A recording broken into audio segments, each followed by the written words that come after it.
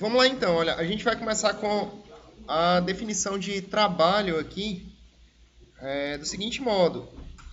Na prática, antes a gente define força, define a segunda lei de Newton, basicamente utilizando o seguinte raciocínio. Se o objeto está se movendo em linha reta com a função posição S de t, então a força exercida nesse objeto na mesma direção, ela pode ser expressa pela segunda lei de Newton, certo? Essa força é igual a massa multiplicado pela aceleração, que basicamente é a derivada segunda do espaço em relação ao tempo. Beleza, né? Se porventura a aceleração for constante e a força também for constante, pessoal, então o trabalho ele vai ser expresso como sendo força vezes o deslocamento. Trabalho, a força constante, vai. Derivar duas vezes. Se você... e basicamente você pode pensar em termos de taxa de variação, por exemplo. Se você tem a função espaço, vamos pensar em termos de SI. O espaço é medido em metros e o tempo é medido em segundos. Se eu for calcular a taxa de variação do espaço em relação ao tempo, isso aí vai ser o ds dt, que é a derivada de S em relação a t, que vai dar a taxa de variação em metros por segundo. Aí se eu pegar a taxa de variação da velocidade, vai ser metros por segundo, né? Então vai ser basicamente a derivada segunda disso aqui, ó. Beleza? Que é como se fosse a taxa de variação em metros por segundo, né? Fica metros por segundo ao quadrado. Aí isso aí, essa taxa de variação da velocidade é o que a gente chama de aceleração, certo? Segundo a segunda lei de Newton, né? A força é a massa vezes a aceleração, que é justamente essa derivada de segunda do espaço em relação ao tempo. Beleza. De novo, se a aceleração for constante e a força for constante, então o trabalho vai ser força vezes o deslocamento. Tá. A gente vai fazer uma análise agora quando a força não é constante, certo?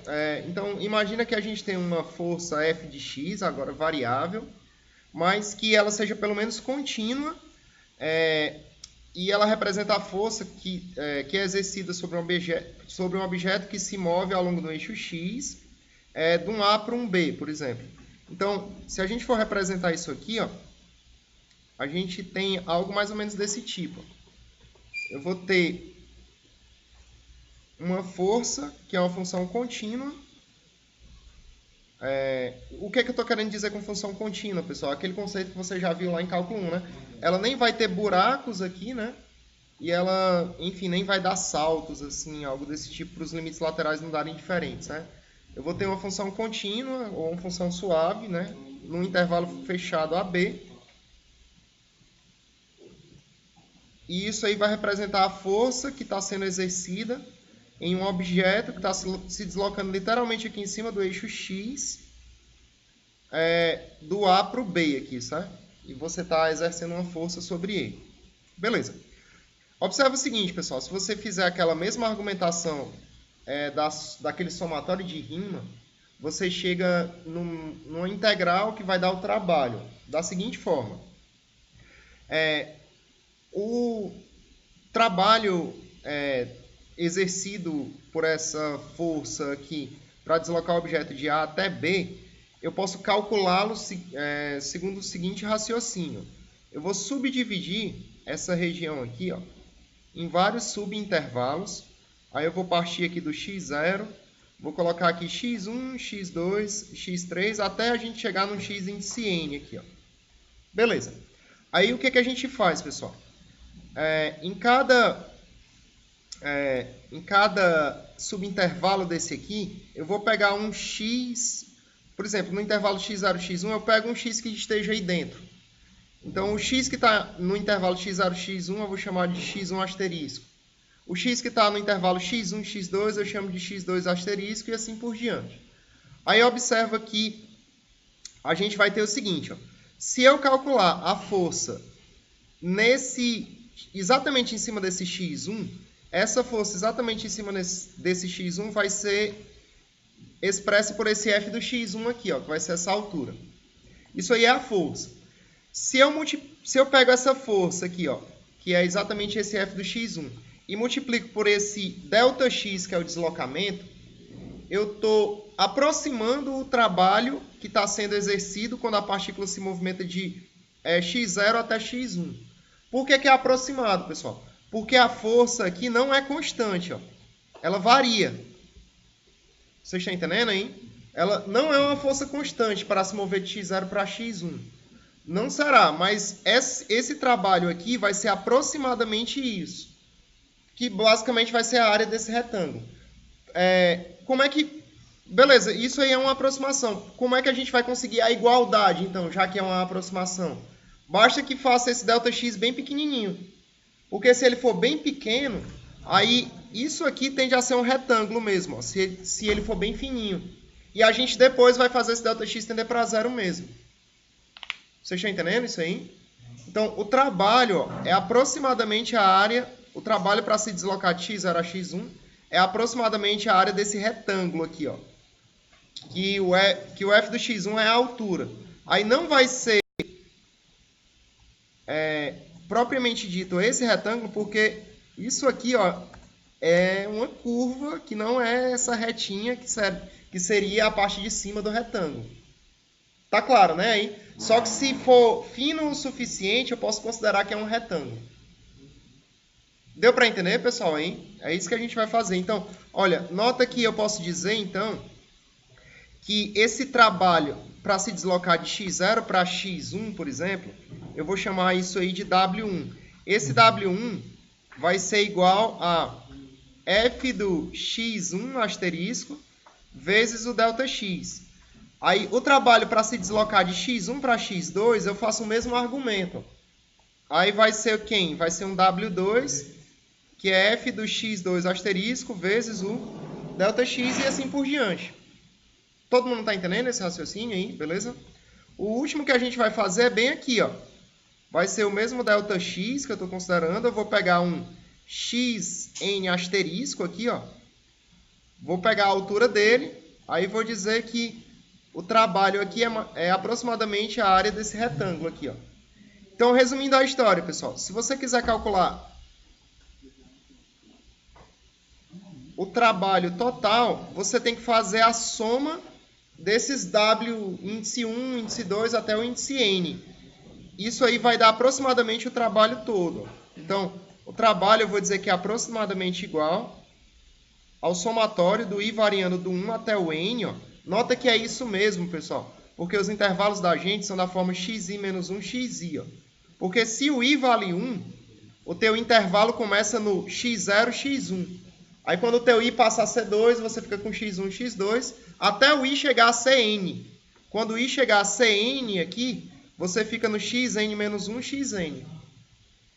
Todo mundo entendendo aí? Então você está subdividindo, você está particionando todo o teu intervalo AB em subintervalos xi menos 1, xi. Então o trabalho é aproximadamente igual à soma desses trabalhos Ws aqui, ó, com o I variando do 1 até o N. Isso aí, ó, é igual ao somatório do I variando do 1 até o N, do f do xi asterisco vezes o ΔX. Isso aqui é aproximadamente igual a esse somatório. Como é que a gente faz ser igual mesmo? Para ser igual, você põe o limite do ΔX tendendo para zero, né? Certo, mas se você puser o limite do ΔX tendendo para zero, pessoal, isso aí recai exatamente na definição de integral. Tranquilo aí? A integral são as somas de rima da função f de x, ΔX, quando o ΔX tende para zero. A notação que a gente usa para essa somatória desse limite com ΔX tendendo para zero é integral.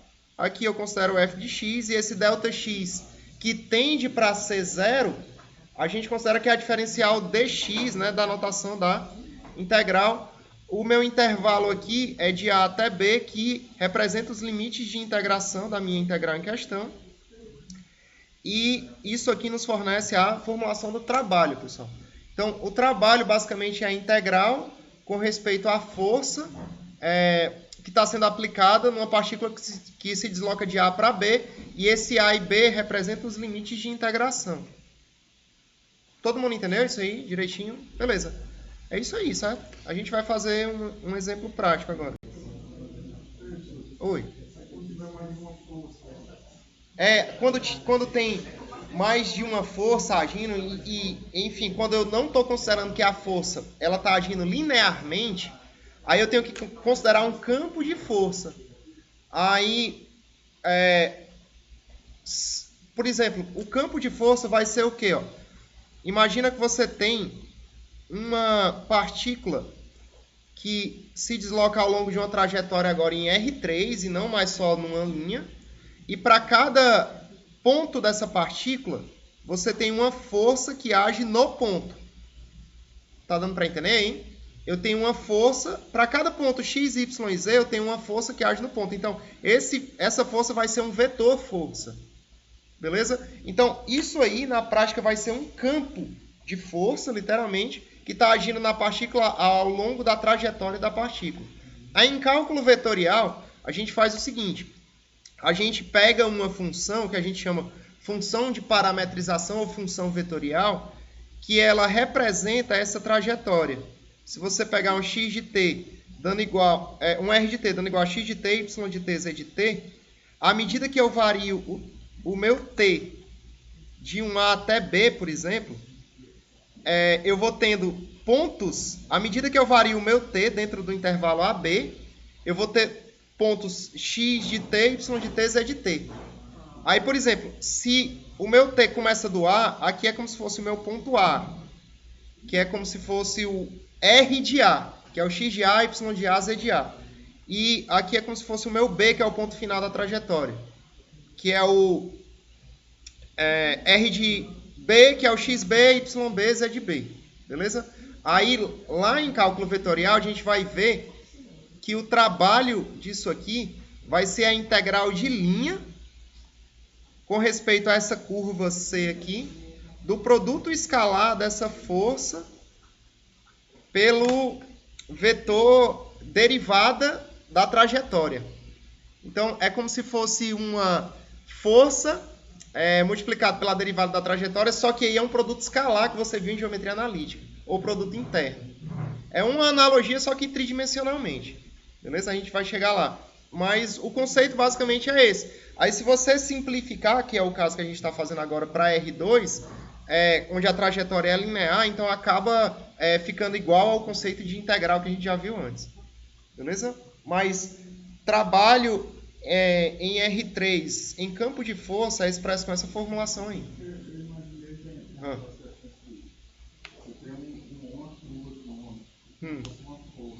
Certo.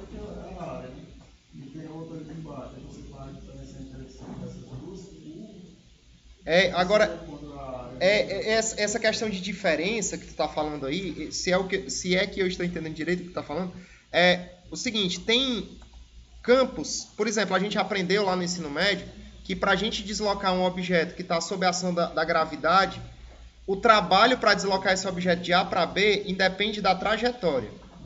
Você só precisa saber a diferença de altura para você conseguir calcular a tal da energia potencial, né? E a energia é mantida, né, pelo princípio da conservação da energia, etc. Beleza. Essa questão do trabalho não depender da trajetória, ela dá certo quando o campo é conservativo. O campo gravitacional é um campo conservativo. Aí lá em cálculo vetorial você vai ver que o campo conservativo é um campo cujo rotacional dá zero. Beleza? Aí, em campos desse tipo, o trabalho independe da trajetória. Beleza. Vamos nós, então. Perfeito. Isso aí é tudo assunto dos próximos semestres. Do próximo semestre, literalmente, né? Para vocês aí. Vamos lá. Vou fazer um exemplo aqui.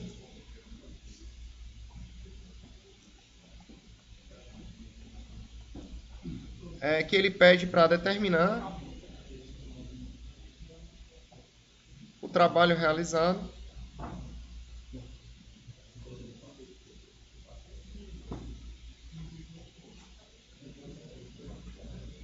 quando uma partícula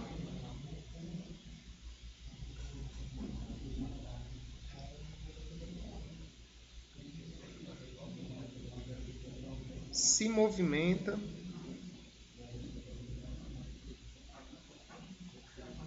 de x igual a 1 metros, né? Vou botar aqui, a x igual a 3 metros, mediante uma força f de x dando igual a, por exemplo, x ao quadrado mais 2x. Beleza. Aí, pessoal, literalmente é você aplicar a definição de integral. Beleza? Não tem o que fazer, certo? É simples assim. Se você tiver que fazer essa questão aqui, basicamente esse trabalho aqui vai ser a integral de 1 até 3 de x ao quadrado mais 2x dx. Bem tranquilo, né? Vamos lá. Aqui é o primeiro exemplo, né? Vamos nós. Aí é o seguinte, olha. Se você calcular isso aí, né? Então, sem dificuldade nenhuma, a gente vê que dá x ao cubo sobre 3 mais x ao quadrado. Isso aqui variando de 1 até 3. Tudo certo, pessoal? Hein?